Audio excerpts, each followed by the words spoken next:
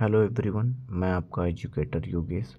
आज हम लोग अमीनो एसिड्स के बारे में बात करेंगे और दो अमीनो एसिड्स के बीच में कैसे पेप्टाइड बॉन्ड का फॉर्मेशन होता है उसके बारे में लर्न कर लेंगे। चलिए तो हम लोग देखते हैं कि दो अमीनो एसिड्स के बीच में कैसे पेप्टाइड बॉन्ड बनता है।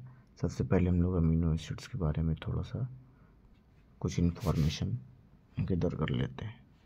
देखिए, ये आपका सेंट्रल कार्बन है।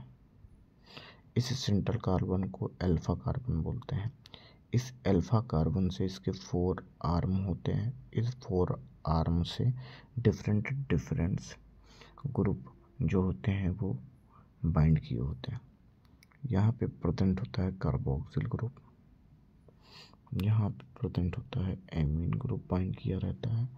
ये आर ग्रुप होता है जिसको हम क्या बोलते हैं, वेरिएबल या फिर साइड चेन बोलते हैं। यहाँ पे प्रोटॉन प्रेजेंट होता है। Clear.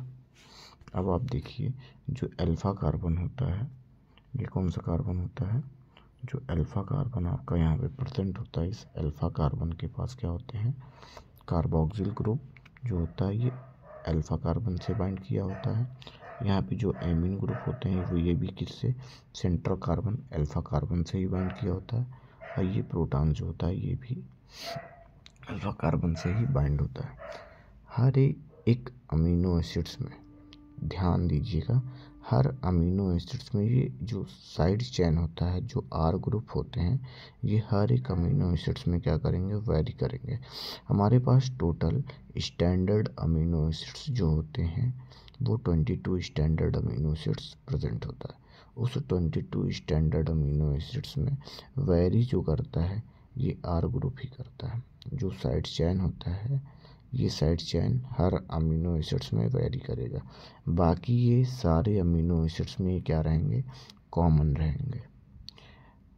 Amine group, carboxyl group और प्रोटॉन्स, ये सारे क्या होंगे, जितने भी सारे अमीनो एसिड्स होंगे वो सारे अमीनो एसिड्स में ये कॉमन होंगे। केवल वेरी क्या करेगा आपका, ये आर ग्रुप। इतनी बात समझ में आई।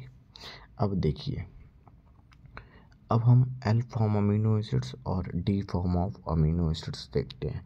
एल फॉर्म अमीनो एसिड्स कब बोलते हैं, जब एमीन ग्रुप आपका लेफ्ट साइड में प्रेजेंट हो।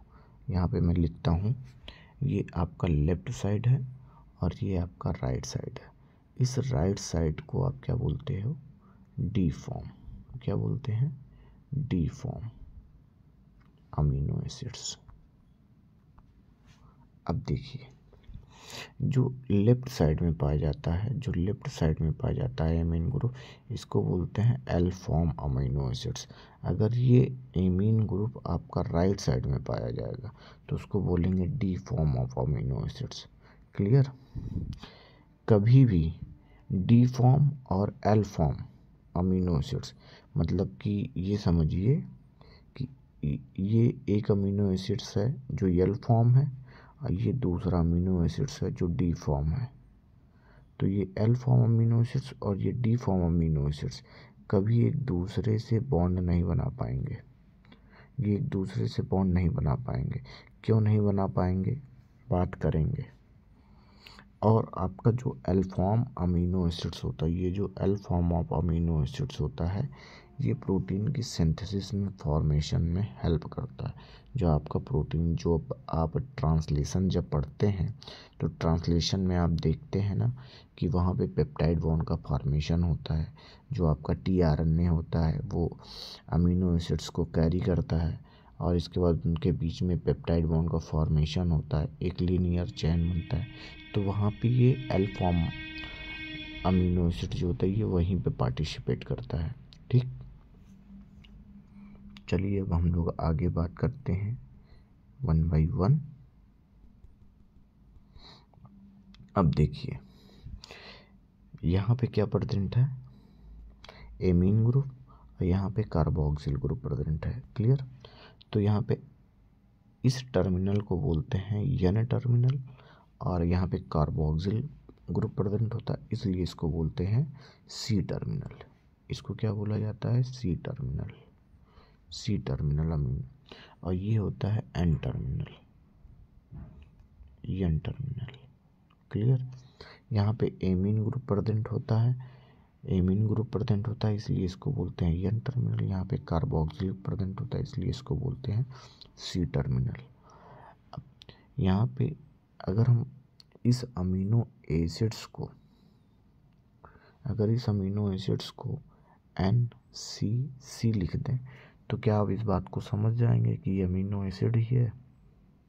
ये आपका सेंट्रल कार्बन हो गया। देखिए ये सेंट्रल कार्बन, इस सेंट्रल कार्बन के पास कार्बोक्सिल ग्रुप ये प्रेजेंट है, यहाँ पे आपका एमीन ग्रुप NCC। इसी तरह मैं दूसरे अमीनो एसिड्स को यहाँ लिख सकता हूँ NCC। आप कितने भी अमीनो एसिड्स को NCC लिखते चले जाइए, आपका एक लीनियर पेप्टाइड चेन बन जाएगा। क्लियर। तो हम लोग आगे बात करते हैं कैसे दो अमीनो एसिड्स आपस में बॉन्ड करते हैं और पेप्टाइड बॉन्ड का फॉर्मेशन करते हैं।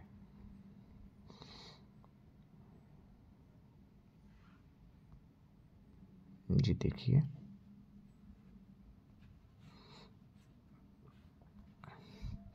ये आपका अल्फा कार्बन है, इस अल्फा कार्बन से ये एमीन ग्रुप बाइंड होता है जो मेन बैकबोन है आपका, और यहाँ पे कार्बोक्सिलिक ग्रुप प्रेजेंट है।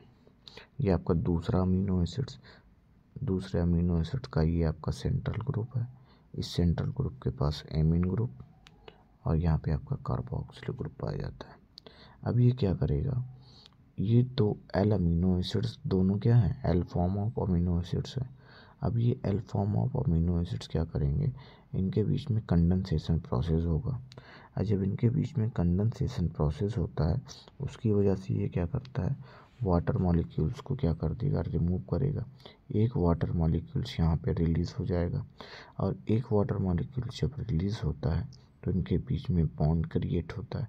जो बॉन्ड क्रिएट होता है इनके बीच में, उसी बॉन्ड को हम क्या बोलते हैं, पेप्टाइड बॉन्ड बोलते हैं। क्या बोलते हैं, पेप्टाइड बॉन्ड बोलते हैं। जो कंडेंसेशन प्रोसेस होता है उस कंडेंसेशन प्रोसेस में वाटर मॉलिक्यूल्स क्या होते हैं, रिलीज़ होते हैं व्हेन बॉन्ड का फॉर्मेशन करते हैं, जब ये बॉन्ड का फॉर्मेशन करते हैं। इसके बाद अब देखिए यहाँ पे जब पेप्टाइड बॉन्ड का फॉर्मेशन होता है तो यहाँ पे 21 किलो जूल एनर्जी यहाँ पे यूज़ होता है। एक पेप्टाइड बॉन्ड बनाने में 21 किलो जूल 21 जूल जो होते हैं किलो जूल में, ये एनर्जी जो होती है इसमें यूज़ होती है, जिसकी वजह से एक वाटर मॉलिक्यूल रिलीज होता है, इनके बीच में पेप्टाइड बॉन्ड का फॉर्मेशन हो जाता है। ये देखिए NCC, ठीक, ये NCC का चैन है, NCC इनके बीच में पेप्टाइड बॉन्ड का फॉर्मेशन हुआ। कैसे, एक वाटर मॉलिक्यूल जब आपका रिमूव होता है। इसको और अच्छे डायग्राम में मैं आपको दिखाता हूँ, बुक के डायग्राम से, हो सकता हो आपको ज़्यादा समझ में आए ये बात। ये देखिए ये आपका कार्बोक्सिल ग्रुप हो गया। कौन सा ग्रुप है ये आपका कार्बोक्सिल ग्रुप है। ये मेन सेंट्रल ग्रुप है। मेन सेंट्रल ग्रुप से आपका कार्बोक्सिल ग्रुप बाइंड होता है, उसी मेन कार्बन से आपका एमीन ग्रुप बाइंड किया होता है। ये कार्बोक्सिल ग्रुप ये दूसरे अमीनो एसिड्स के एमीन ग्रुप से बाइंड करता है और फिर क्या करेगा, एक वाटर मॉलिक्यूल्स को रिमूव करेगा। जैसे ही एक वाटर मॉलिक्यूल्स को रिमूव करता है तो इनके बीच में क्या बनता है, एक पेप्टाइड बॉन्ड का फॉर्मेशन होता है। जो पेप्टाइड बॉन्ड का फॉर्मेशन होता है, ये देखिए ये क्या हो गया, एक पेप्टाइड बॉन्ड का फॉर्मेशन हो गया। कितने वाटर मॉलिक्यूल्स यहाँ पे रिलीज़ हुए, एक वाटर मॉलिक्यूल्स रिलीज़ हुआ और इनके बीच में पेप्टाइड बॉन्ड की सिंथेसिस हो गई। क्लियर। ये आपका एमीन टर्मिनल होता है और ये आपका कार्बोक्सिल टर्मिनल होता है। दो अमीनो एसिड्स आपस में बाइंड करते हैं, जिसके पीछे कंडेंसेशन प्रोसेस होता है। उस कंडेंसेशन प्रोसेस से एक वाटर मॉलिक्यूल से रिलीज़ होता है और इसमें एनर्जी जो यूटिलाइज होती है 21 किलो जूल जो होती है एनर्जी वो इन्वॉल्व होती है, जिसकी वजह से एक पेप्टाइड बॉन्ड का फॉर्मेशन होता है। इस पेप्टाइड बॉन्ड को आप एमाइड बॉन्ड भी कह सकते हैं। ये एक तरह का कोवैलेंट बॉन्ड होता है। इस अमीनो एसिड्स के एक एंड को एन टर्मिनल बोलते हैं और दूसरे टर्मिनल्स को कार्बोक्सिल टर्मिनल बोलते हैं। यहाँ पे कार्बोक्सिल ग्रुप प्रेजेंट होता है, इसलिए इसको सी टर्मिनल बोलते हैं। यहाँ पे एमीन ग्रुप प्रेजेंट होता है, इसलिए इसको एन टर्मिनल बोलते हैं। और ये पेप्टाइडल ट्रांसफरेज जो आपका प्रोकैरियोट्स और यूकैरियोट जो ट्रांसलेशन होता है, वहाँ पे जब प्रोटीन की सिंथेसिस होती है तो यहाँ पे L form of amino acid जो होते हैं वो इन्वॉल्व होते हैं। क्लियर। इसी तरह आप ये देख सकते हैं, ये आपका एनसीसी एक अमीनो एसिड्स हो गया।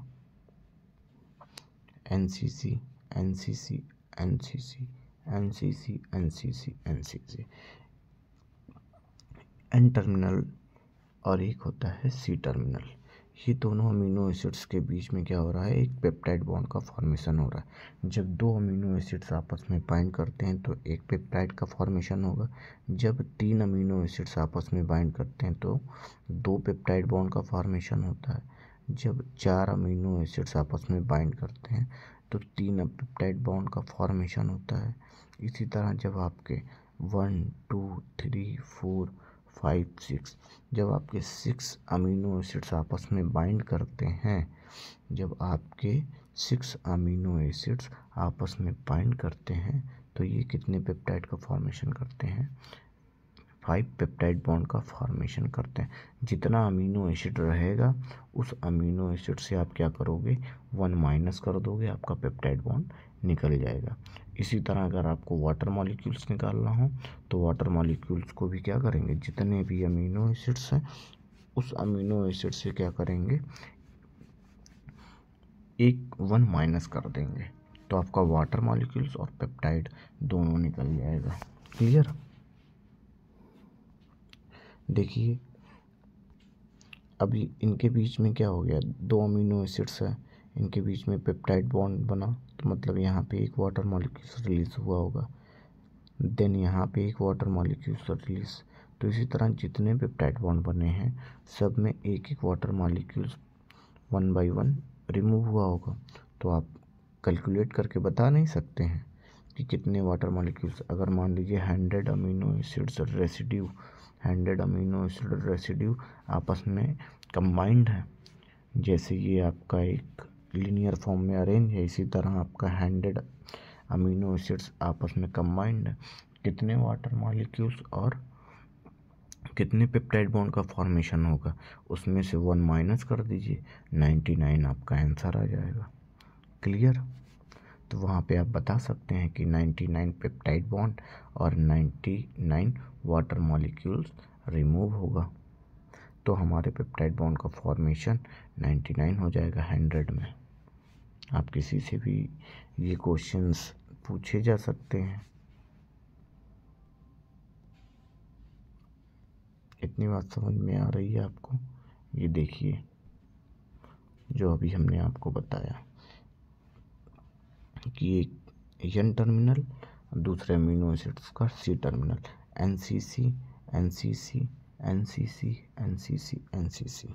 अब इनके बीच में पेप्टाइड बॉन्ड का फॉर्मेशन होगा, तो एक वाटर मॉलिक्यूल्स रिलीज हुआ, फिर दूसरा अमीनो एसिड्स आया, दूसरा वाटर मॉलिक्यूल्स रिलीज हुआ, देन थर्ड अमीनो एसिड्स आया तो थर्ड वाटर मॉलिक्यूल्स रिलीज हुआ, फोर्थ अमीनो एसिड्स आए, फोर्थ वाटर मॉलिक्यूल्स रिलीज हुए।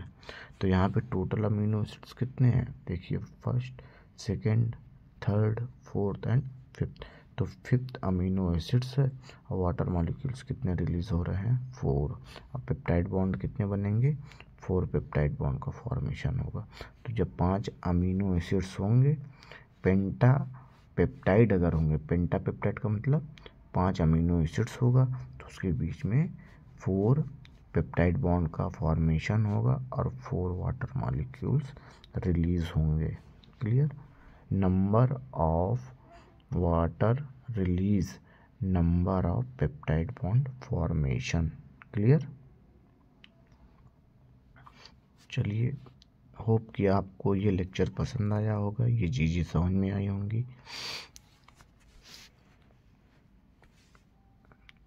अगर आपको किसी और टॉपिक में इंटरेस्ट होगा तो आप मुझे कमेंट में बता सकते हैं, उसके लिए मैं आपके लिए एक पर्टिकुलर एक लेक्चर्स बना दूंगा। आज लेक्चर्स को यहीं रोकते हैं, बाकी बाद में